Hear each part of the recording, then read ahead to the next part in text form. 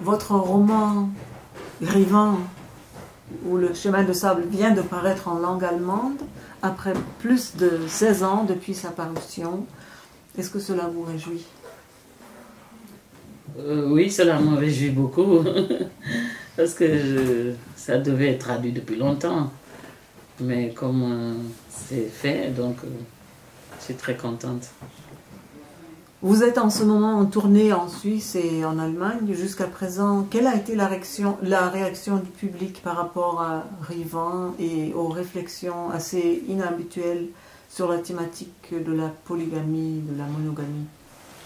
Oui, les gens ont posé des questions. C'est plutôt les relations entre hommes et femmes. Parce que quand on parle de polygamie, il y a tellement d'aspects de la polygamie. Il y a la polygamie traditionnelle que nous avons dans nos pays africains, pour ceux qui sont des musulmans, parce qu'il n'y a pas que des musulmans en Afrique. Au Sénégal, il y a des musulmans et des chrétiens. Au Congo, où j'ai vécu, il y a très peu de musulmans. Donc, selon les influences des religions que nous avons reçues, comme le christianisme et l'islam, ça régit les pays. Mais ce n'est pas tous les Africains qui sont polygames, mais ce n'est pas tous les Sénégalais aussi qui sont polygames.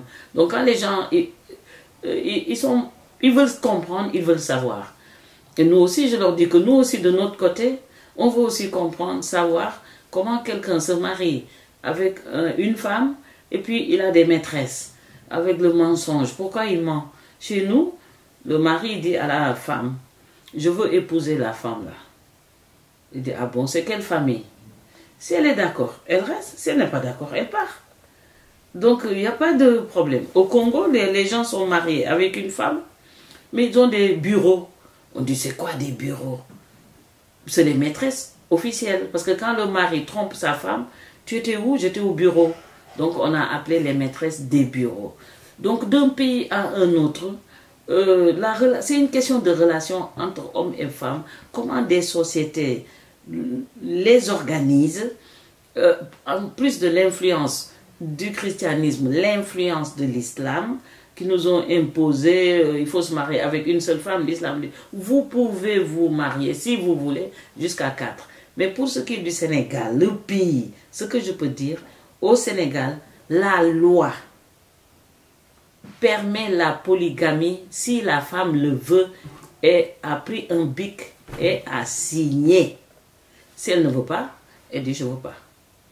Mais, là, aujourd'hui, en 2016, les femmes n'ont plus l'homme dans la tête.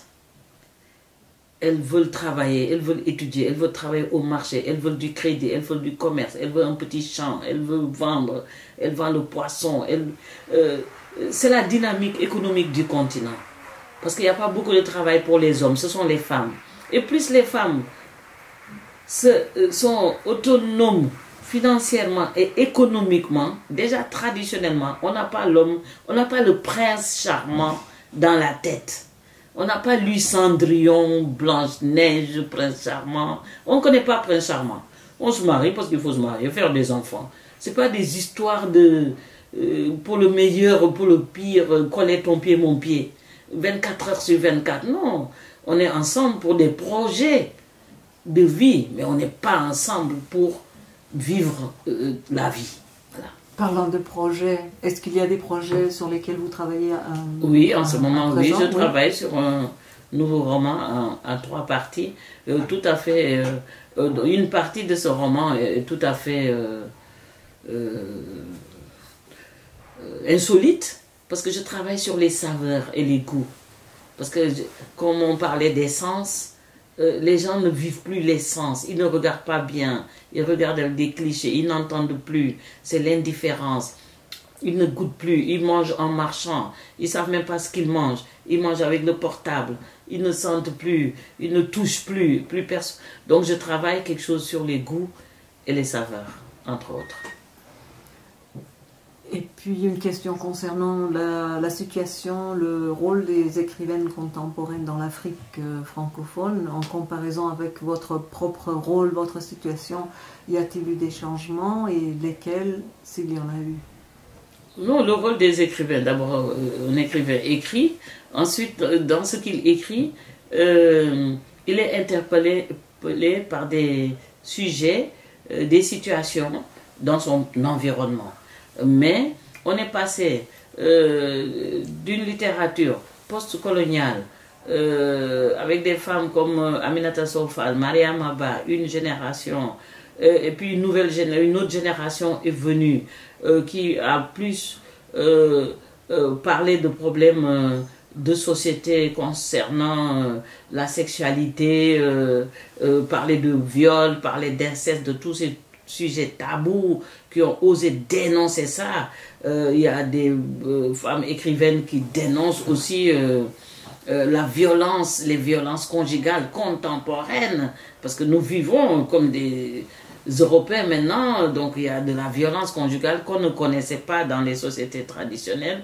On dénonce aussi la cupidité des femmes. Il y a une nouvelle génération de femmes qui veulent épouser que des hommes qui ont de l'argent. Elles ont besoin d'argent.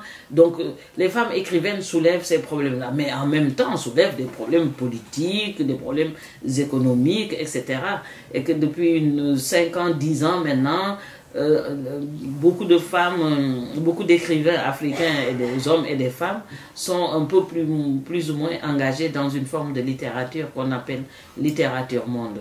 Mais les écrivains, les femmes écrivains sont vraiment des témoins de leur temps, dénoncent. Aminata Sow Fall, jusqu'à aujourd'hui, chaque fois qu'il y a un problème au Sénégal, elle le dénonce dans la presse, à la radio, donc les écrivains, les auteurs sont toujours sollicités pour donner leur avis sur la mendicité des enfants, sur les folies, les fous. Récemment, on m'a même demandé d'aller à la télévision pour parler des fous errants, les fous qu'on laisse dans la rue, et je crois qu'il y a un fou qui a été assassiné. Donc on est vraiment impliqué.